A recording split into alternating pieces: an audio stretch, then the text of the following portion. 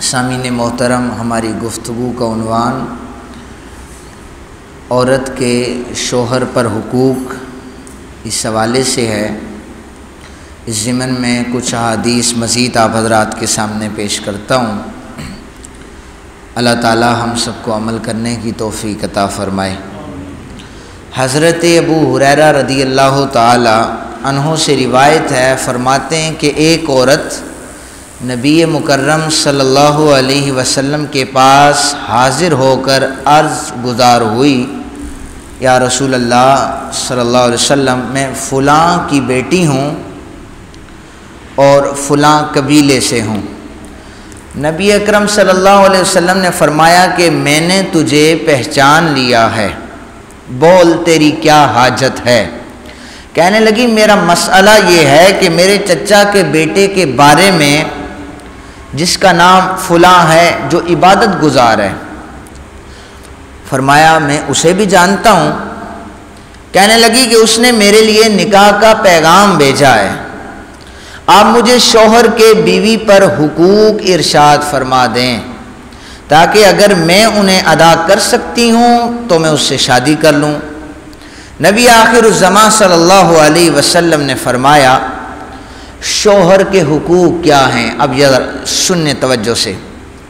ویسے میں نے کل بھی کہا تھا کہ اگر آپ لوگ گھر جا کے بتائیں تو شاید یقین نہ آئے، ویڈیو بن رہی ہوتی ہے تو اس کا لنک لے لیا کریں، یہ جا کے آپ بتا سکتے ہیں۔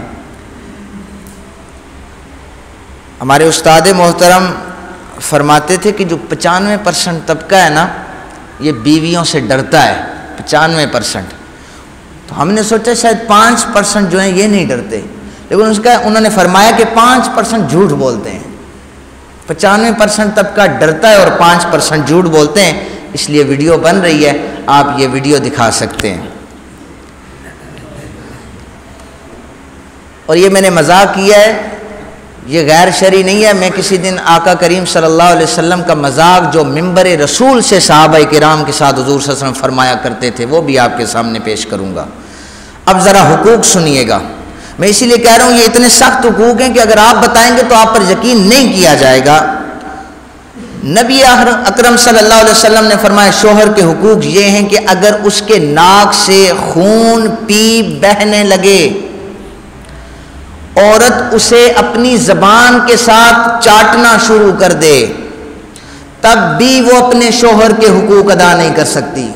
مسلم نے بھی اسے لکھا ہے، امام نسائی نے لکھا ہے، ابن حبان نے اس حدیث کو صحیح لکھا ہے۔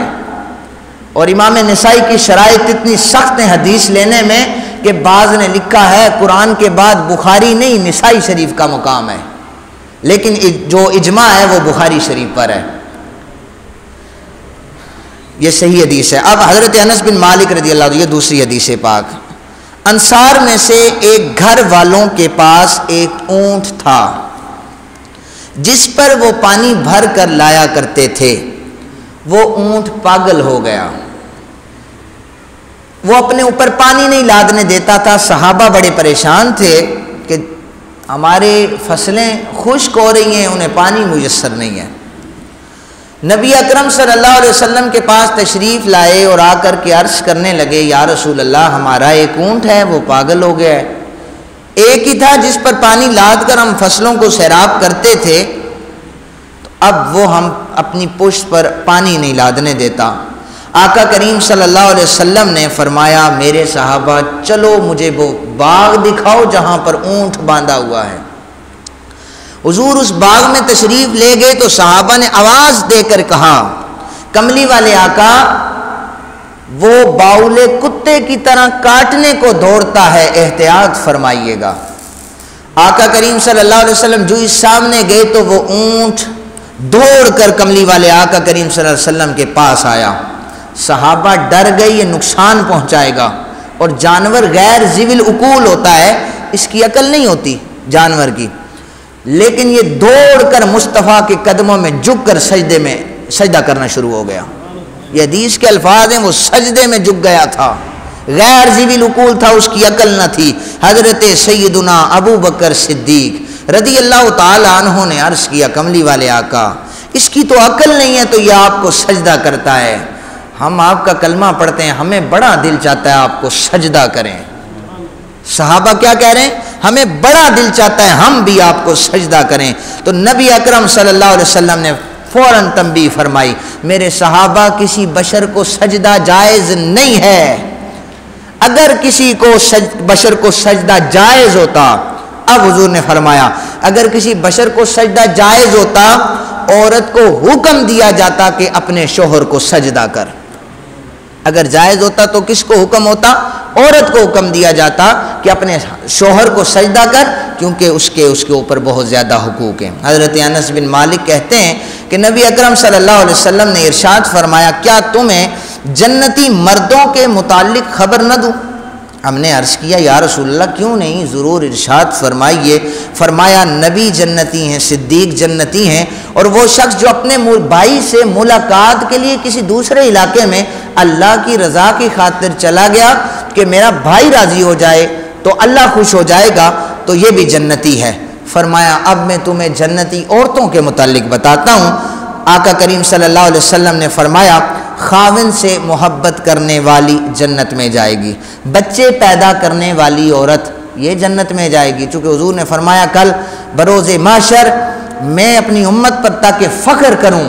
اور حضرت جابر بن عبداللہ نے جب شادی کی تھی تو انہوں نے ایک بیوہ عورت سے شادی کی تھی، تو آپ نے بتایا تھا کہ میں نے اس سے شادی کی اس لیے ہے کہ یہ زیادہ بچے جننے والی ہے، اور بروز محشر نبی آخر الزمان صلی اللہ علیہ وسلم اپنی امت پر فخر کریں گے، اس لیے میں نے اس سے شادی کی ہے۔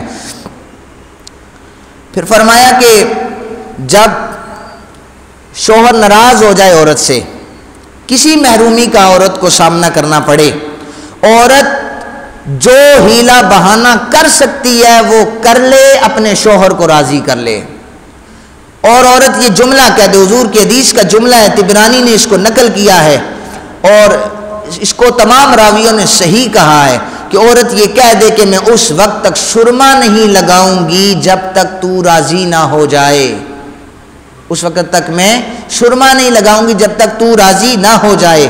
تو آقا کریم صلی اللہ علیہ وسلم نے فرمایا جب ایسی عورت کا شوہر اس سے راضی ہو جائے گا تو یہ عورت جنت میں چلی جائے گی۔ پھر فرمایا حضرت ابو ہریرہ ہی راوی ہیں، نبی اکرم صلی اللہ علیہ وسلم نے فرمایا جب مرد اپنی عورت کو اپنے بستر پر بلائے اور وہ عورت حاضر نہ ہو، مرد ناراضگی کی حالت میں پوری رات گزار دے، ناراضگی کی حالت میں پوری رات گزار دے، فرمایا لعنتھا الملائکۃ حتی تصبح، صبح تک فرشتے اس عورت پر لعنت کرتے رہتے ہیں۔ اس لیے گھروں میں جا کر بتائیں کہ اگر عورتیں اللہ کی اور فرشتوں کی لعنت سے بچنا چاہتی ہیں تو اپنے شوہروں کے حقوق ادا کریں۔ کل عورتوں کے حقوق بیان کیے تھے، آج شوہر کے حقوق بیان کیے ہیں۔ اللہ تعالی ہم سب کے گھروں میں پیار، محبت، اتفاق اور بھائی چارہ قائم کرنے کی توفیق عطا فرمائے۔ وما علینا الا البلاغ المبین، آمین۔